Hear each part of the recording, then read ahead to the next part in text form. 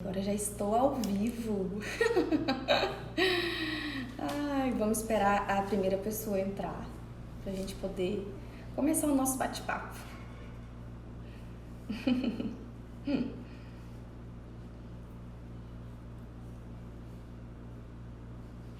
Olá! Boa tarde, quase boa noite! Gente do céu, vocês não estão entendendo o nível de tensão que tá rolando aqui hoje, não! Ó, a barriga tá gelada, os dedos e as mãos nem se fala, a garganta tá seca, tudo isso porque eu estou com muitas expectativas sobre esse projeto que a gente está começando. Já começamos desde ontem, mas hoje efetivamente batemos o martelo, né não, gente? Eu estou aqui com a minha equipe hoje, Mariana, com o Rogério, que vieram lá de Goiânia para poder dar um apoio para mim, para a gente poder fazer essa live e poder aproveitar da melhor maneira possível esse momento de interação nosso primeiro momento de interação comigo, falando realmente sobre as questões da maternidade, que é algo, gente, que eu acredito que todos nós sabemos o quanto é difícil, independente de ser mãe ou não. Mas depois que nos tornamos mães, ou até mesmo pais, né? A maternidade e a paternidade, ela é pesada para os dois, a partir do momento que os dois assumem a responsabilidade. Mas a gente sabe que sempre pesa um pouquinho mais para a mãe. Isso é uma questão até instintiva mesmo. Então, vale muito a pena a gente conversar sobre isso. E eu me perdi, eu vou retornar.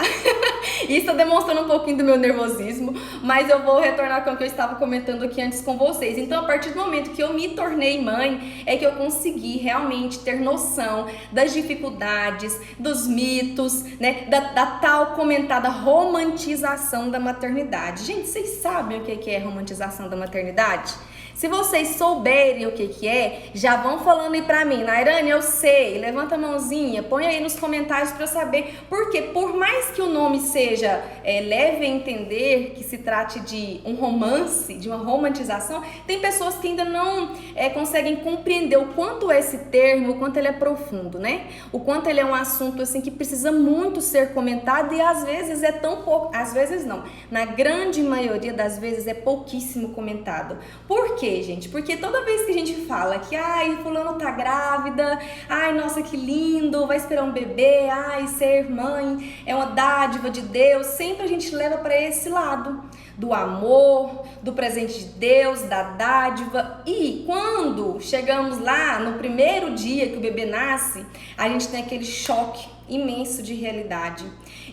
Só que isso, gente, acontece, não é à toa que a gente tem esse sentimento de grandeza, de amor, que a gente leva sempre para esse lado lindo da história. Isso tem todo um contexto envolvido. E eu escolhi conversar com vocês hoje sobre esse tema porque, gente, a minha maternidade, desde que o Henrique nasceu, quem não conhece, né? Henrique é o meu filho. Nossa, gente, eu nem me apresentei. Vou fazer isso em breve. Desde que eu me tornei mãe, desde que o Henrique nasceu, eu enfrentei inúmeras dificuldades. Eu, com a minha personalidade, assim, super decidida, né? Forte, é um pouco difícil, né? Tem pessoas dizendo aqui do lado que capricorniano é difícil. Quem concordar vai ver comigo. Mas então, com essa personalidade forte que eu sempre tive e uma característica que eu sou muito metódica, eu achava que quando eu me tornasse mãe, eu conseguiria atender todos os padrões. A mãe perfeita. Coitada de mim, gente. Coitada de mim. Eu quero saber aí de vocês quem também se sentia dessa forma. Que eu vou ser a mãe perfeita, que eu quero fazer o melhor pro meu filho, querer fazer o melhor pro meu filho é uma coisa. Chegar nesse nível de perfeição é outra. E por isso a gente se cobra bastante. É uma questão muito cobrada pela sociedade, imposta mesmo pela sociedade, que mulher tem que dar conta de tudo, que a gente é obrigada a amar o filho desde o primeiro momento. Não é mesmo? Ó, minha mãe tá aí me dizendo, ó, essa aí é mãe de 3 e diz que concorda comigo. Então, gente, são várias as questões envolvidas, né? Quando o bebê realmente nasce. Então, tem o fato, tá vendo, gente? Vocês já me viram fazer live várias vezes. Eu nunca fiquei assim de sumir as coisas. Isso vai acontecer. Eu peço desculpas. Isso está acontecendo, sabe por quê, gente? Esse é um projeto assim muito especial pra mim. É um projeto em que eu tô apostando tudo. Era um sonho, já fazia muito tempo que eu queria criar assim algo voltado para as mães. E isso tá me deixando nervosa, mas vai dar certo. Até o final eu vou estar craque. Tá, aí ó, aproveitando já que eu dei uma travadinha aqui, eu já vou falar pra vocês que eu sei que tem muita gente que me conhece, mas tem muitas outras que também não me conhecem. Então, meu nome é Nairane Monteiro, eu sou enfermeira, farmacêutica, mas o que mais me dá mérito pra falar disso aqui hoje é que eu sou mãe, né? Sou mamãe do Henrique, hoje ele tem 2 anos. Eu também sou empresária, proprietária da farmácia Longai. Então, e quando vocês estão vendo o tanto de atribuições que eu vim acumulando no decorrer da minha vida, quando eu me tornei mãe, isso tudo entrou em choque, né? E é justamente sobre isso eu queria falar, que é a respeito de por que isso acontece. O porquê que a gente tem essa intenção de esse instinto, não é nem um instinto, essa facilidade de romantizar esse assunto. Vem lá de trás. Desde a época em que nós éramos vistas como as pessoas responsáveis pelos cuidados da casa, éramos as únicas responsáveis pelos cuidados com o filho e o homem o provedor. Mulher, até há pouco tempo atrás, vou falar pouco tempo não, né? Lá nos nossos primórdios, mulher nem estudava. A mulher tinha direito de estudar caso ela tivesse alguma vocação religiosa. Então ela ia lá para o convento e estudava. Do contrário, mulher não tinha direito nem de estudar. Quando foi se passando os anos, que a partir da Segunda Guerra Mundial, que foi quando os homens foram lá para a guerra, que as mulheres tiveram que ir para o mercado de trabalho. A guerra acabou. O que aconteceu? Não, agora as mulheres não precisam mais trabalhar, elas podem voltar para casa. E foi daí que começaram a surgir os primeiros, né, ideais de feminismo, a luta da mulher para não ficar só em casa, a luta da mulher pelos seus direitos. E na verdade eu nem vou entrar muito nesses assuntos aí, porque isso aí é outro caminho muito bom da gente conversar também. Mas então vem disso, gente, vem dessa ideia de que mulher ela é responsável pelos filhos e pela casa e ela não deve se preocupar com as outras coisas. E aí hoje, na era em que nós vivemos, nós que lutamos por nossa independência, temos as nossas profissões, estudamos para isso, a minha geração inclusive é uma geração de que fomos criadas para crescer, estudar, ter uma profissão, ter sucesso na profissão. Aí depois que a gente já é cobrado de ser mãe. Então, se vocês forem olhar, essa questão de cobrança relacionada a nós mulheres, ela vem desde quando a gente é pequenininho, gente. Qual que é o primeiro brinquedo que supostamente uma menina merece ganhar? Uma boneca. Não é verdade? A gente é ensinado desde pequenininha a cuidar.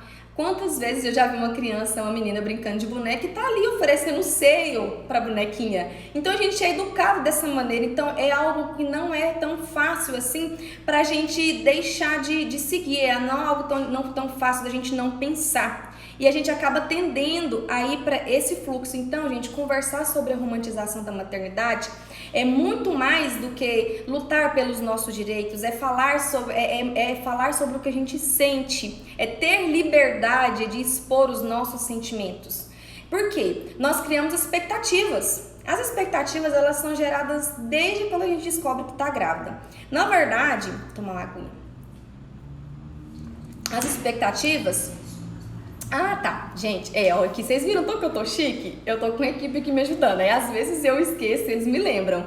Eu vou falar pra vocês agora quais são as nossas principais expectativas. E se vocês conhecem alguma gestante ou quem tá recente aí de mamãe com bebezinho pequenininho, né? Porque quem está com recém-nascido e virou recém-mamãe, ou até mesmo quem está tentando engravidar, que merece ouvir sobre isso, sobre esse assunto, sobre essas expectativas, compartilha aí com os seus contatos a nossa live. Se vocês não sabem compartilhar, tem um triângulozinho, aviãozinho de papel no cantinho aí do seu celular. Manda aí para os seus contatos. Além de você trazer mais pessoas para ouvirem isso, eu também vou ficar muito feliz, tá bom? E então, gente, quais são as expectativas geradas? Nossa, a gente cria expectativa em relação à gestação. A gente descobriu que tá grávida, a gente cria expectativa em relação ao sexo. A gente cria expectativa em relação à fisionomia do bebê. Criamos expectativas em relação a como nós seremos como mães. ao parto, ao tempo, como que vai ser o nosso tempo depois, né? Então, assim, são várias as expectativas que nós criamos em relação à amamentação.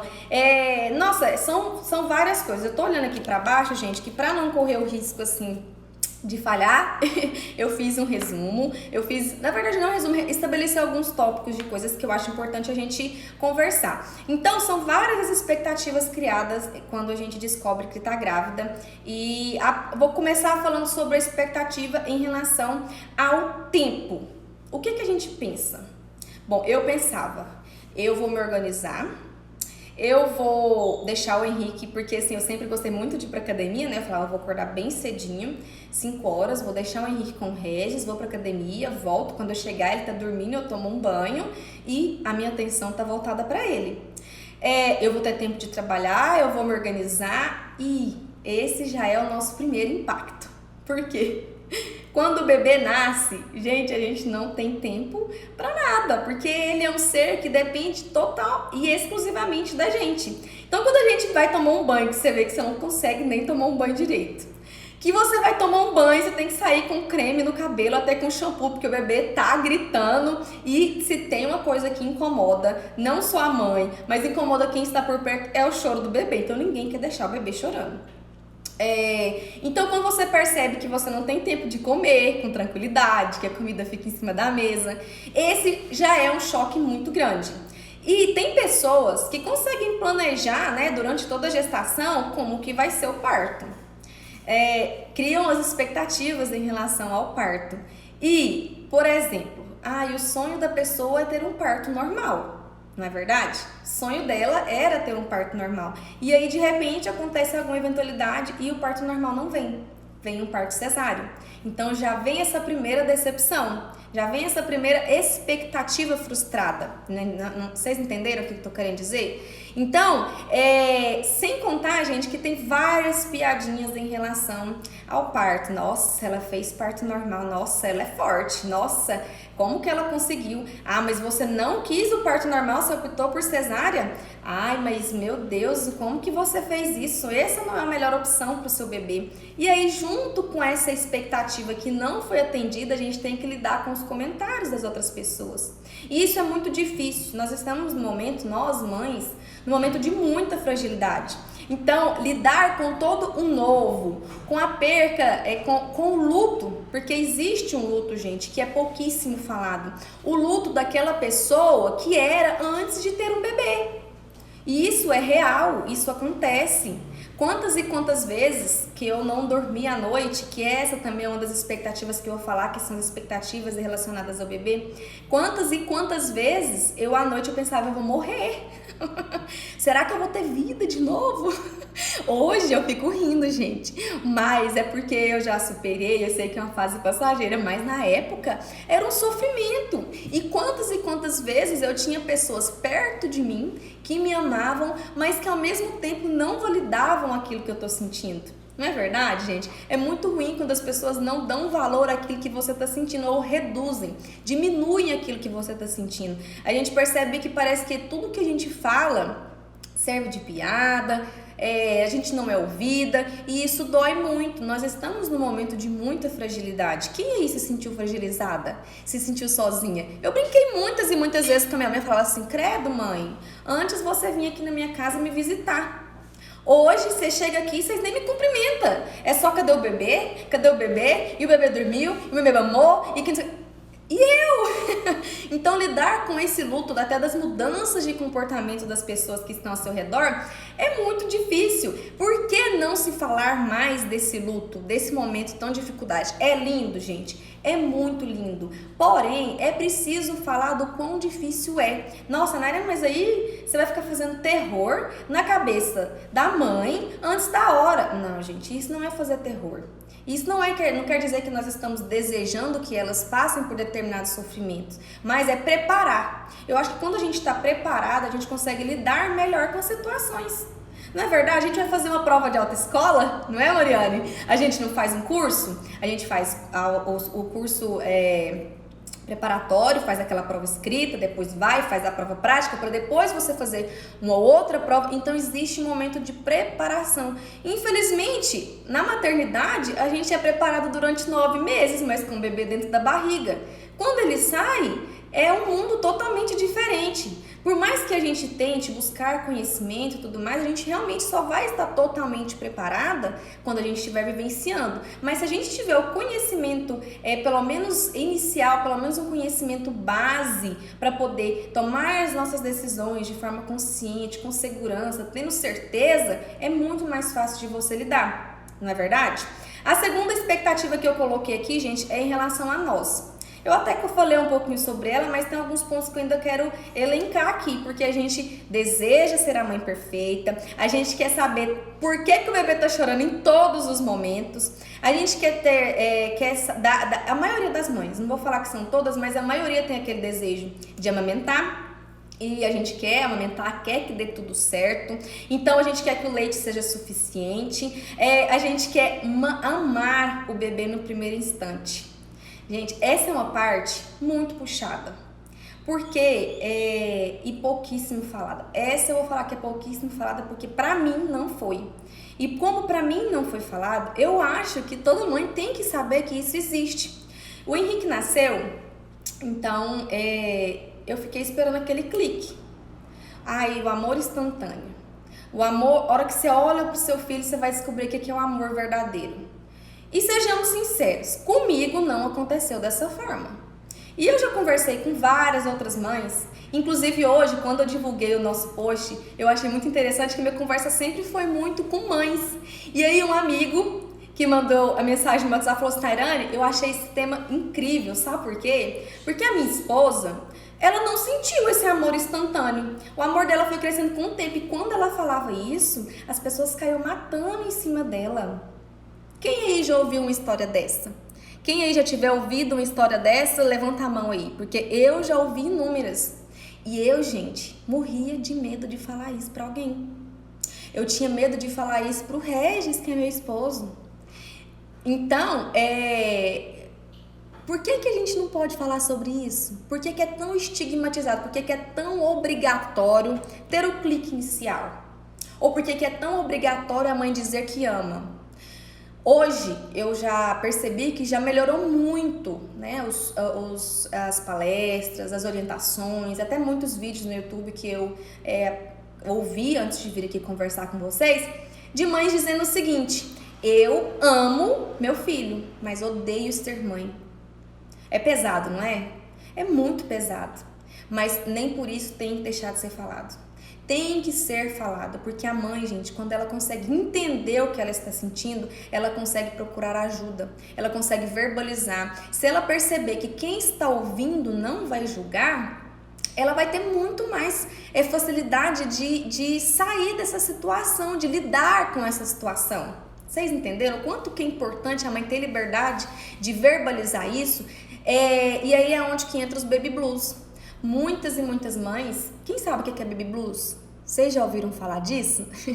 Baby blues, gente, são aqueles sentimentos assim de tristeza, de desânimo, de às vezes a mãe querer dormir muito. Não chega a ser uma depressão pós-parto, mas é o início de uma. Então, se a mãe perceber, ou se alguém que estiver ali na rede de apoio dela perceber que ela está com esses sentimentos, é muito mais fácil você entrar com um tratamento antes, com um psicólogo, né? Ou com até mesmo a obstetra que acompanhou durante toda a gestação, com o pediatra. Se ela tiver essa liberdade, essa independência de sentir, de se autoavaliar, ou até mesmo se a rede de apoio perceber que ela está assim, é muito mais fácil da mãe procurar ajuda.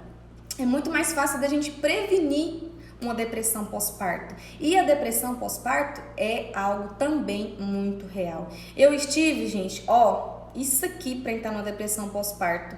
Porque mesmo sendo enfermeira, eu fui mãe a partir dos 30 anos, olha para vocês verem o tanto que eu tive sorte. Eu fui mãe a partir dos 30 anos, já estava com uma vida financeira estruturada, dentro de um casamento, uma gravidez planejada.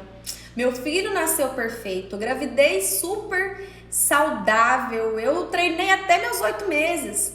E mesmo assim, eu quase entrei na depressão pós-parto. Aí agora vocês imaginam quem é mãe solteira, quem infelizmente o filho nasceu prematuro, ou o filho veio com alguma doença, né, genética, alguma não conseguiu amamentar direito. Então vocês imaginam quem vem com todo esse peso todo quando nasce e ainda não pode falar. Não pode falar que tá se sentindo mal, que não tá se sentindo bem. Então, gente, nós, como rede de apoio, precisamos, eu falo nós, gente, porque é o seguinte, é cultural essa questão da gente sempre ter alguém que vai estar nos dando suporte ali nos primeiros meses de vida, até no primeiro mês, né? Eu tive minha mãe que me ajudou, tive minha madrasta que me ajudou bastante, minha boa drasta, que eu nem gosto de falar de madrasta. Eu tive as pessoas que estavam ali ao meu redor, mas por mais que eu tive essas pessoas, há uma rede de apoio realmente que funciona, é uma rede de apoio que precisa respeitar o espaço da mãe. Eu vou contar aqui pra vocês um episódio que aconteceu muito importante pra mim. Até esse final de semana eu estava conversando com a minha mãe sobre esse tema, sobre esse assunto, que era isso que eu iria falar, e ela me deu a seguinte resposta: Nairane, a sua forma acabou nos afastando, você não concordar com o que a gente dizia, você não concordar, não acatar com o que a gente dizia, com o que nós tínhamos de experiência para te falar, acabou nos afastando. E não deve ser assim, gente, porque a mãe que nos criou, ela teve liberdade de escolher para nos criar. Nós também queremos liberdade para criar os nossos filhos. Uma rede de apoio realmente efetiva, ela tem que ouvir o desejo da mãe e do pai. Vocês podem dar a sua opinião, a rede de apoio pode expressar a sua opinião, mas ela tem que levar em consideração que quem ficou gestando os 9 meses foram as mães. Tem hoje mães que pesquisam tudo relacionado à maternidade, à gestação. Então elas também sabem um pouquinho sobre a amamentação, elas têm o desejo de pegar no colo, elas têm o desejo de ninar, elas têm o desejo de querer que o bebê durma diretamente no berço. É um direito dela, entendeu? A rede de apoio ela tem que respeitar a vontade da mãe e do pai, mas principalmente ela tem que perceber que ela pode ser responsável pela criação do filho. Eu acho interessante, gente, a gente lembrar do seguinte fato: quando nós morávamos lá, éramos ancestrais, nós não morávamos sozinhos, a gente vivia em tribo, a gente vivia, várias famílias ficavam ali por perto, uma protegendo a outra, uma dando apoio na criação da outra. E hoje cada um na sua realidade. Mas o fato da gente viver sozinhos nas nossas casas não significa que nós não precisemos das pessoas mais experientes. A gente precisa do amor delas, a gente precisa do carinho, a gente precisa do cuidado, certo? Claro que tem coisas que vocês faziam, que os avós, que nossos pais, né, que os tataravós faziam, que era de muita ajuda, mas hoje em dia a gente também tem acesso a muita informação, então talvez os pais queiram testar, queiram conhecer, queiram escolher qual a melhor forma de agir com o seu filho. Então, o fato da gente pedir respeito, da mãe pedir respeito e dizer, não vai dar café pro meu filho quando ele nascer. Eu quero que meu filho durma comigo. Se vai dar trabalho para tirar da cama, eu assumo a responsabilidade depois. E que a rede de apoio, os avós, os tios, seja lá quem for, que respeite essa decisão. E quando a gente se sente acatada, quando a gente percebe que a nossa decisão ela foi respeitada, a gente se sente segura. E um sentimento gigante que mora no coração da mãe é a insegurança. A insegurança, ela reina, assim, o tempo todo. São dois sentimentos, a insegurança acompanhada da culpa.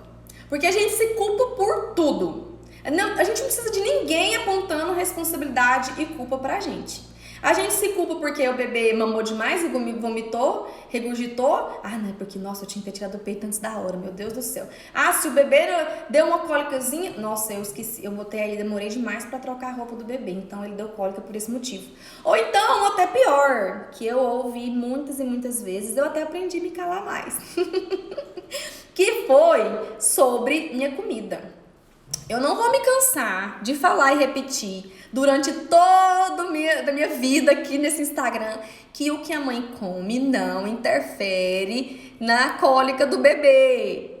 Mães, não se culpem por comer repolho, mães, não se culpem por comer feijão, essas coisas não passam pro leite, exceto nos casos que eu não posso deixar de falar, que é quando o bebê, ele tem, né, APLV. O que é APLV, né? Ele tem intolerância ao leite da vaca, da proteína do leite da vaca. Então, ele não é nem intolerância, ele tem alergia, desculpa, ó, APLV, alergia, né, ao leite, a proteína do leite da vaca.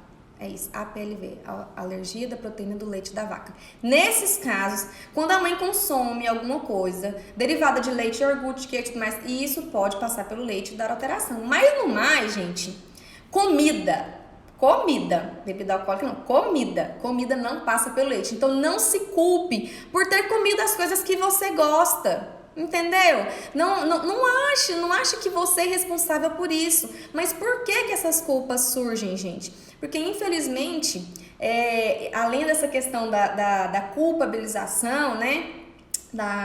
Dos pitacos que a gente ouve, a gente não se sente segura para poder afirmar uma decisão que nós tomamos. Eu não me senti segura em relação à alimentação sendo enfermeira. Por quê? Me falaram inúmeras vezes que o seu filho não está dormindo bem é porque seu leite não está sustentando, seu leite não está sustentando, seu leite não está sustentando. E com isso, eu quase dei forma nos primeiros dias, porque eu fui bem resistente e eu bati o pé e até o Regis falou assim, Nayara, mas você tá todo mundo falando, o que você não quer tentar? Regis, eu não quero porque no fundo, gente, eu sabia que eu tinha muito leite, que meu leite era suficiente. Não era isso que estava acontecendo. E quando a gente traz essa questão da romantização, da desromantização da maternidade, a gente tem que elevar um ponto importante que é o de seguir os nossos instintos. Então, quando a gente olha para o lado de que a gente é obrigado a atender a todas as necessidades do bebê e de que também a gente tem que ouvir o que as outras pessoas, o que a família, o que todo mundo tá falando. E aí acaba que eu me perdi de novo. Desculpa, gente. Me desculpa, vou tomar água e vou voltar. Nossa, falei tanto, tava com medo de falar pouco, acabei falando tanto. Então, gente, quando a gente fala dessa questão da romantização, a mãe entra muito nesse sentimento de ambiguidade entre o que ela está sentindo e o que ela quer fazer, né? O que ela está sentindo, o que ela quer fazer com o que ela quer proporcionar para o bebê. E levando em consideração a vida que ela tinha antes, atender a essas necessidades de cuidar do bebê, cuidar da casa, cuidar do marido e deixar a profissão. E isso gera essa questão, essa ilusão de que a romantização, que o amor do filho, que tudo isso tem que vir desde o início, porque a mãe ela luta o tempo todo com esses sentimentos, com essas dúvidas, com essas responsabilidades que são atribuídas a ela em todo o momento. Então, gente, a gente tem que entender que a essência, né, o amor maternal, ele não é algo que vem da essência da mulher. Ele é algo desenvolvido, ele é algo criado. Ele pode acontecer, mas ele pode não acontecer. Ou ele pode acontecer a partir de um tempo. Então a gente não pode esperar isso da mãe. Ela, como eu expliquei para vocês anteriormente, a gente cresceu, eu mesmo vim de uma geração onde a gente crescia aprendendo que tínhamos que ter uma profissão. E aí quando a gente vira mãe, a gente é obrigada a deixar a profissão? Ou a gente entra naquelas dúvidas de que se eu abandono a minha profissão para cuidar, eu vou cuidar só do meu filho e o que eu conquistei até agora. Ou se eu vou continuar trabalhando e vou deixar o meu filho com outra pessoa, eu sou uma mãe desleixada? Eu sou uma mãe que estou fazendo filho para os outros criarem? Então tudo isso está envolvido nesse sentimento de romance, nessa ideia de que a maternidade é algo aqui, mas infelizmente a realidade é outra. A gente tem que unir. Desculpa, gente, o celular despertou aqui. Pera aí só um minutinho que eu vou desativar ele. Pior que eu acho que não vai dar pra desativar por aqui, né? Que ele vai ficar despertando de 10 em 10 minutos. Porque eu não consegui desligar. Só no próximo você desliga. Então, combinado. É isso, gente. Quem trabalha ao vivo sabe. É isso aí. Então, eu falei bastante aqui pra vocês sobre as expectativas que nós criamos em relação ao nosso tempo, as expectativas que nós criamos em relação a como seremos mãe e também as expectativas que nós criamos agora em relação aos bebês. O que a gente espera? A gente espera que o bebê seja lindo, perfeito. A gente cria expectativas em relação à cor, ao peso. E aí, de repente, me vem um bebê mais magro, me vem um bebê que não é tão grande, me vem um bebê que não é tão bonito. E a gente não pode falar. Eu vou dizer por mim. Quando meu filho nasceu, eu olhava pra ele, assim, naquelas primeiras horas, eu não achava ele tão bonito. Já pensou ele ver essa live quando ele estiver maior? Não tem problema, porque hoje pra mim é o trem mais lindo do mundo. Qual filho que é feio pra mãe, gente? Depois que a gente realmente estabeleceu aquela verdadeira conexão, porque ela existe. Mas com o tempo, a gente tem que ter paciência, porque cada pessoa tem o seu tempo, não é verdade? Aí, tem gente falando aqui, careca, tem gente que acha que vai nascer com muito cabelo. Tem gente que vai prepotente, acha que vai nascer com os olhos azuis, não é isso? Então a gente cria expectativas que o bebê vai dormir a noite toda. Não, porque meu filho, ele vai ser tranquilinho. Eu fui tranquila a gestação inteira, por que meu filho vai ser nervoso? E essas expectativas também, gente, elas podem não ser atendidas. Porque criança dá trabalho, a criança dá cólica. Por que criança dá cólica? Em um outro momento eu vou falar sobre isso com vocês fiquem de olho aqui. Porque todo bebê dá cólica. Claro que tem uns que dão mais cólicas, né? Outros que menos. Mas o normal é ter. O anormal que é não ter nunca, entendeu? A gente tem que até estabelecer isso, conversar sobre isso com a mãe, durante uma consulta com o obstetra, sobre o que realmente é normal. O Henrique não dormia bem. Na minha cabeça, até pouco tempo, vou falar pra vocês que eu me dediquei mais a estudar sobre bebês, né? Sobre sono e sobre, de uma forma geral, sobre essa fase inicial da vida do ser humano, é que eu percebi que, na verdade, ele dormia o que ele precisava. Agora, nós criamos expectativas que eles vão dormir a noite inteira. O que é dormir a noite inteira pra você? É dormir das 11 até as 6, é dormir de meia-noite até as 7, porque essa não é a realidade de um bebê. Se você tá aqui e é gestante, ou se vocês conhecem alguém que seja gestante, manda a nossa live lá nos contatos para essa pessoa, porque ela precisa muito ouvir o que eu vou falar aqui agora. Gente, bebê, dificilmente, principalmente até o 3º mês, eles vão dormir mais do que 4 horas seguidas. Por quê? Porque a gente tem que levar em consideração toda a nossa carga genética, a gente tem que levar em consideração a composição do nosso leite. Ele precisa mamar, gente, o estômago dele é piquititico, ele tem que mamar, e a forma que ele tem de fazer isso é de chamar, é de acordar, é de pedir a mãe. Não é verdade? Que outra forma ele tem de se comunicar? É uma necessidade para ele, gente. Então por que a gente implica tanto? Privação do sono. Vou falar aqui, a Mari tá aqui me lembrando de falar sobre privação de sono. E aí a gente acha que o bebê tem que dormir a noite inteira porque a gente tá extremamente cansado. Porque a gente acordou várias e várias vezes durante a noite para atender a necessidade dele. Então, é super normal o bebê o bebê acordar. Isso é comum. Pode ser que ele acorde e durma de novo. E a gente considera que isso não é dormir a noite inteira, mas ele acordou, pediu o peito e dormiu de novo. Então, sim, ele dormiu a noite inteira. E aí, gente, a gente é uma cascata, né? Uma coisa vai puxando a outra, que vai puxando a outra, vai puxando a outra. Se ele acorda várias e várias vezes para poder mamar, é óbvio que a gente não vai conseguir dormir direito.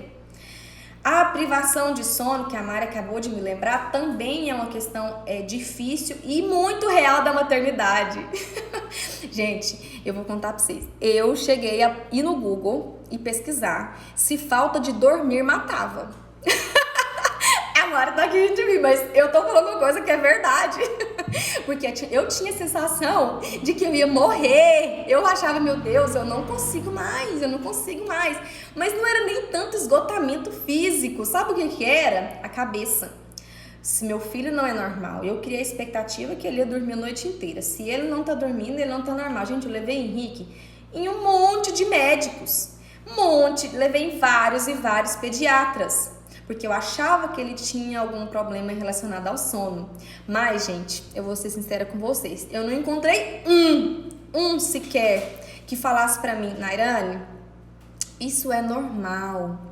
O seu bebê acorda muito porque ele não está dormindo com você, porque ele está sentindo sua falta. Isso é normal porque o seu leite, ele não tem a quantidade de proteína suficiente para sustentá-lo durante muitas horas seguidas. Porque a gente sabe que tem vários animais aí, por exemplo, os ratos. Os ratos é um dos leites mais proteicos que existe, porque a mãe precisa sair para caçar comida.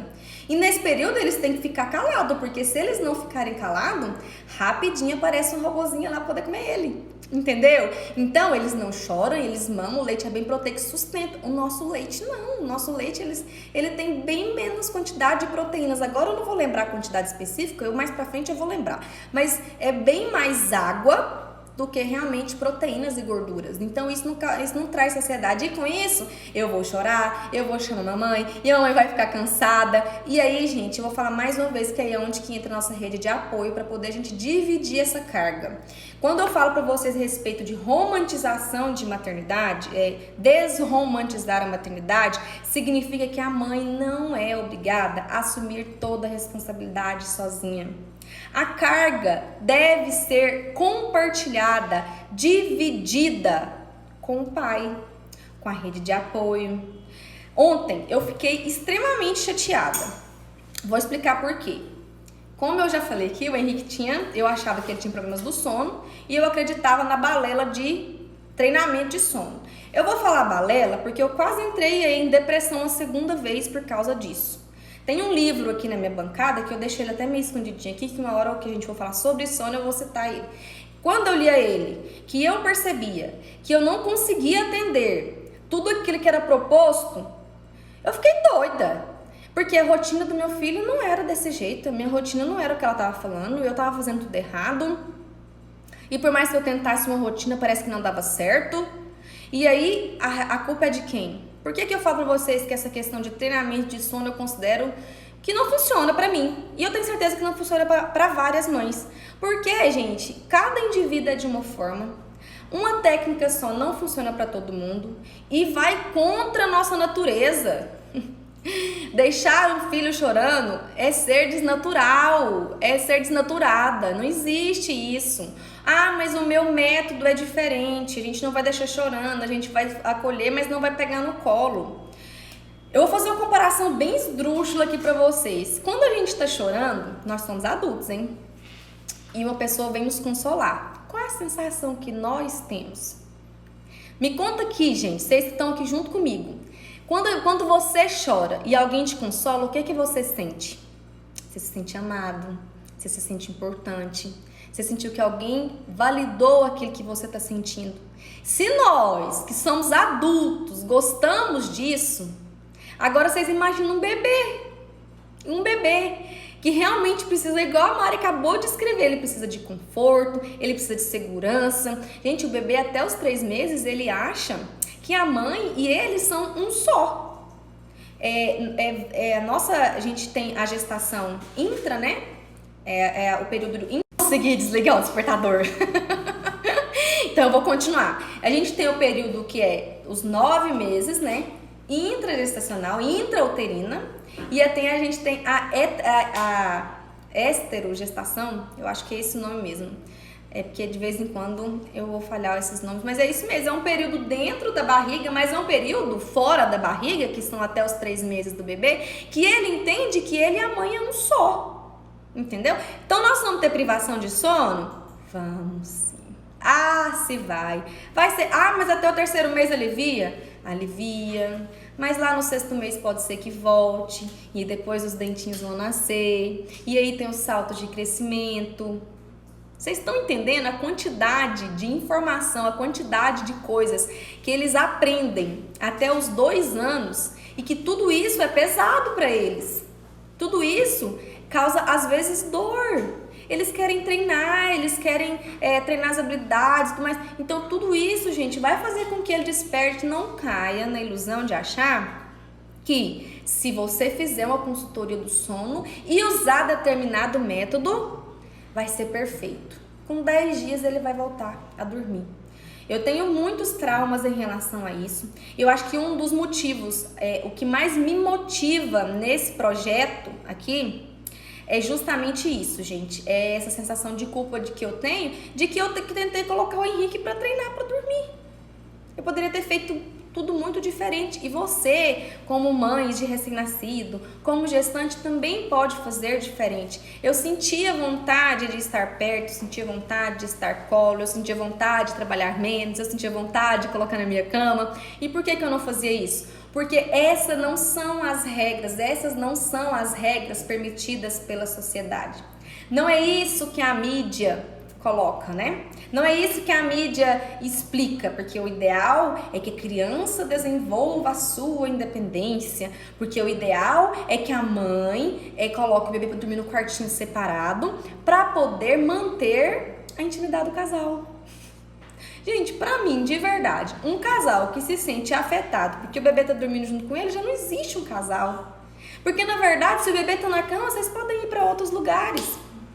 Vocês entenderam, gente, o quanto que é importante a gente falar sobre essas questões, até mesmo essas são cargas emocionais muito pesadas e que a gente carrega na maioria das vezes calada. A gente não tem que se calar. A gente tem hoje, eu estou aqui para isso, para mostrar a você, mamãe, gente, manda aí pras mamães, hein, que vocês não precisam carregar toda essa carga sozinha. Que se vocês têm o direito de sentir vontade de trabalhar, vocês têm o direito de deixar o trabalho de vocês para ficar com o filho, vocês têm o direito de querer amamentar e vocês têm o direito também de não querer. Eu acho, gente, que tudo se resume num único ponto: respeito. Existe o que é preconizado, existem vários estudos falando sobre a amamentação, sobre o parto normal e tudo mais, mas acima de tudo a gente tem que respeitar quem está passando por essa situação. Porque o respeito gera segurança na mãe. A mãe que se sente segura, ela é capaz de ouvir, ela assimila aquilo e ela decide se ela vai seguir aquilo que foi falado ou não. Não, olha, eu acho que eu aprendi, meu pediatra disse que dessa maneira é melhor e eu concordo com ele. É a gente avaliar. Se realmente aquilo que você está fazendo, que foi ditado para você, que foi compartilhado com você, realmente é uma coisa que você concorda, que você acha que vai ser melhor para o seu filho. Então, gente, vou só contar aqui para vocês mais um exemplo a respeito dessa questão da romantização da maternidade. Tem pessoas que podem não concordar comigo, eu já estou preparada. Eu sempre tive certeza, mesmo sendo enfermeira, que eu não queria parto normal. Eu sei de todos os benefícios de um parto normal. Eu sei que é muito bom para a mãe, é muito bom para o bebê, a recuperação é muito melhor, muito mais rápida, a mãe consegue cuidar melhor do bebê, mas eu sempre tive medo. É uma coisa assim muito minha, muito particular, mesmo eu sendo que os riscos são mínimos, mesmo sabendo que é o jeito mais natural, mas eu nunca quis. E o que essa regra ditada, né? O que essa informação colocada como regra causou em mim? A sensação de que eu não fui a mãe que meu filho merecia, porque eu não tive a golden hour com ele. O que é a hora de ouro? Alguém aí sabe o que é a hora de ouro? Se souber, fala aqui pra mim nos comentários. Que se não souber, depois que eu terminar de falar sobre isso aqui, eu vou explicar o que é. Então eu achava que, como eu não tive o parto normal, eu não tive essa golden hour e eu não era a melhor mãe para o meu filho. Carreguei isso por muito tempo. Só que se eu soubesse das oportunidades, né, que eu teria, mesmo optando por uma cesárea, que eu poderia falar para minha obstetra: olha, eu queria que meu filho ficasse comigo enquanto vocês terminam a cirurgia. Eu queria que ele ficasse no meu peito, no meu colo, né, sem roupa, sem nada. Não, eu não pedi, porque eu nem imaginei que isso era uma possibilidade. Porque isso não era falado. Nairane, olha, se você não tem vontade de ter o parto normal, então vamos humanizar o seu parto cesáreo. A gente tem conexão na internet o tempo todo, mas a gente vive aqui, eu moro em Itapuranga, interior de Goiás, então a gente ainda vive uma realidade um pouquinho diferente. E até hoje, assim, eu percebo que falta essa humanização, principalmente quando se trata de rede privada. Porque no SUS a gente tem vários projetos, né, que trabalham muito isso, mas então eu não tive, eu achava que, nossa, meu filho não ia ter conexão comigo, porque a gente não teve esse contato pele a pele. Porque, na verdade, o que consiste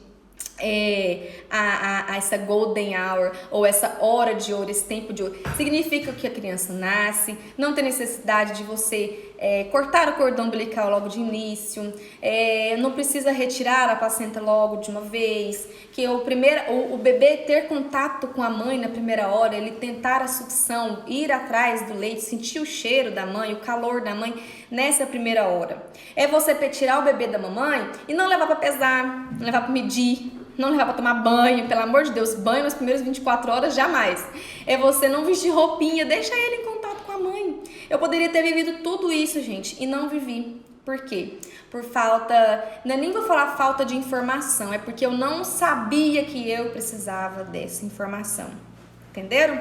Então, por que desromantizar a maternidade é importante? Porque através desse assunto, desse papo, dessa conversa que a mãe ouve falar sobre os sentimentos de tristeza, os baby blues, uma possibilidade de depressão pós-parto.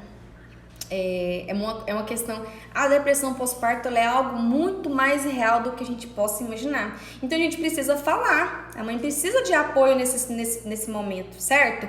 É importante para que os pais entendam que eles são a principal rede de apoio da mãe do bebê. Eu ouço muito, gente, eu tenho muito que agradecer a Deus, porque Deus me mandou um marido e um pai muito bom. E ele sempre foi muito criticado nesse sentido. Porque, nossa, Regis, mas nossa, isso aí você tá fazendo, você tá inflacionando o mercado de marido e de pai. Ele tá aqui, ele sabe disso. Por quê? Não, porque isso aí que você tá fazendo, aí de jeito eu vou chegar lá em casa e vai bater em mim, porque eu não quis fazer. Nossa, Nairane, você tem muita sorte. Nossa, que sorte que você tem do Regis de ajudar com o Henrique. Eu que tenho sorte? Eu não. Quem tem sorte, gente, é meu filho, que tem um pai maravilhoso.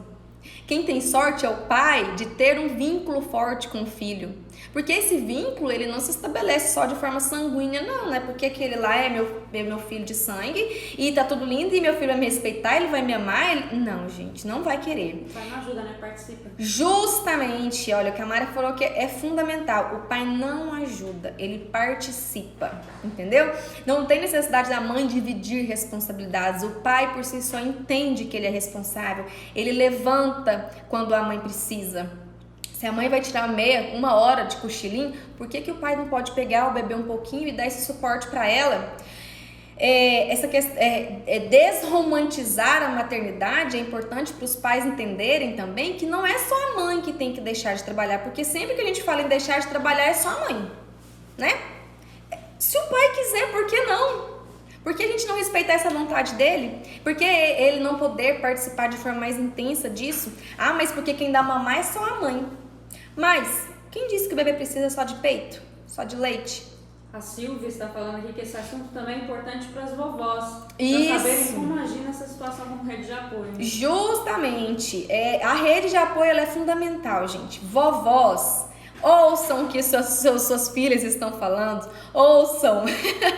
Que bom, mãe, que você aprendeu. Eu tô feliz com isso. Porque, gente, normalmente a principal ajudante nesse sentido é o pai e a avó. É a avó que tá ali naquele primeiro mês, no segundo. Às vezes é a avó quem fica quando a mãe precisa trabalhar. E nem porque a mãe escolheu voltar a trabalhar, retornar ao trabalho, significa que ela vai ser uma mãe mais ruim, não. Não significa que ela não vai ter conexões reais com seu filho. Simplesmente nós vivemos numa época onde isso é a nossa realidade. É a nossa realidade deixar com alguém da nossa confiança. Hoje em dia, deixar em creche. Olha, gente, não é porque já tô quase encerrando, Mari. Não é porque a gente virou mãe que a gente tem que se anular. É que a gente não precisa de dinheiro para trabalhar, tá? Então, eu já vou ler os recadinhos agora, Mari. Vou só finalizar aqui então, porque o que eu considero que são coisas que precisam ser faladas para as mamães pra gente poder finalizar, para não ficar muito longo e vocês desanimarem.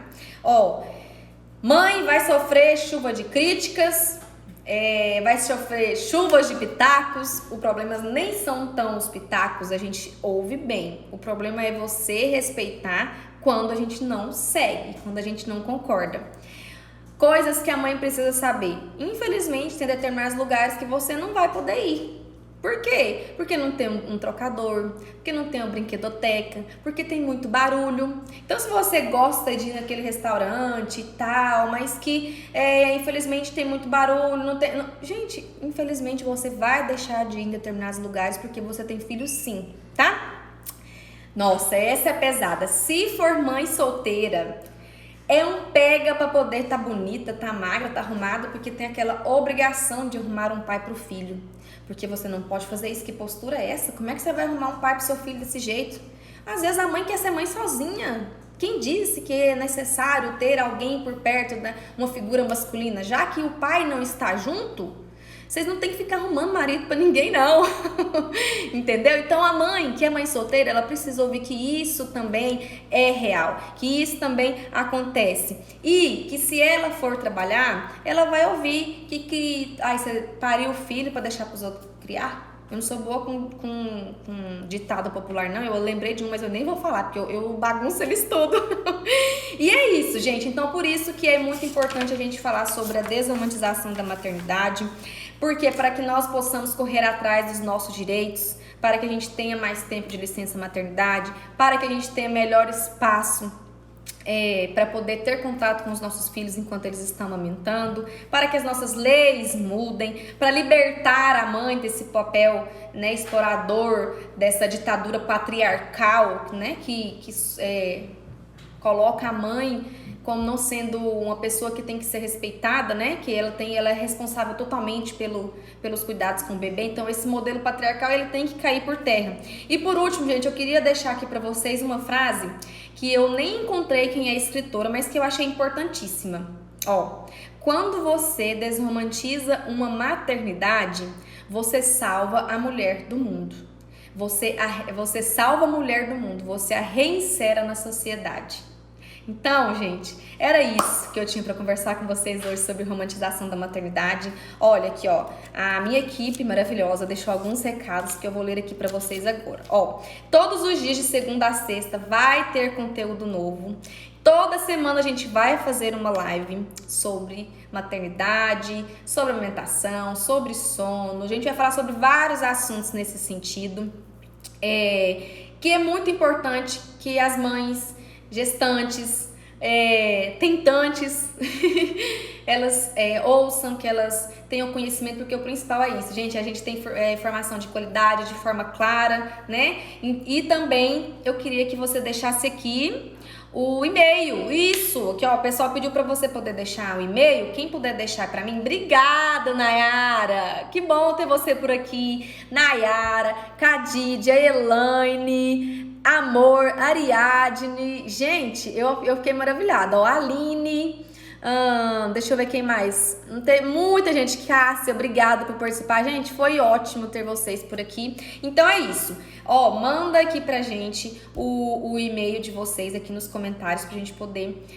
mandar pra vocês as notificações da próxima live, tá bom? Continue acompanhando essa página, a gente criou um canal. Sim, gente, agora eu tenho um canal do YouTube, olha que gracinha. É só vocês pesquisarem na Nairane Monteiro no YouTube, porque ainda não dá pra eu personalizar e colocar aqui pra vocês o nome certo, mas é só você digitar Nairane Monteiro que vocês vão me encontrar lá no YouTube também. Se possível, ative as notificações pra vocês receberem todas as vezes que as minhas postagens chegarem. E fiquem aqui comigo sempre. Foi ótimo. Desculpa pelas vezes que eu misturei tudo, que eu falei. Vou melhorando cada vez mais, gente, porque assim, eu já tinha feito várias lives, nunca sozinha, mas eu fiquei bem mais nervosa pra essa, porque como eu expliquei, é algo, gente, que vem assim, ó, lá do fundo do coração, é uma paixão, sabe? Aqui, ó, o Rogério mandou o link aqui pra vocês nos comentários, tá? Nós vamos colocar na bio. Ah, tá, é mesmo. Nossa, o pessoal tava cobrando mesmo, colocar o link na bio, a gente tinha esquecido. Então nós vamos colocar o link do YouTube na bio também, porque sempre que tiver algum conteúdo novo, a gente vai acabar postando lá. E é isso, boa noite, muito obrigada, um beijo!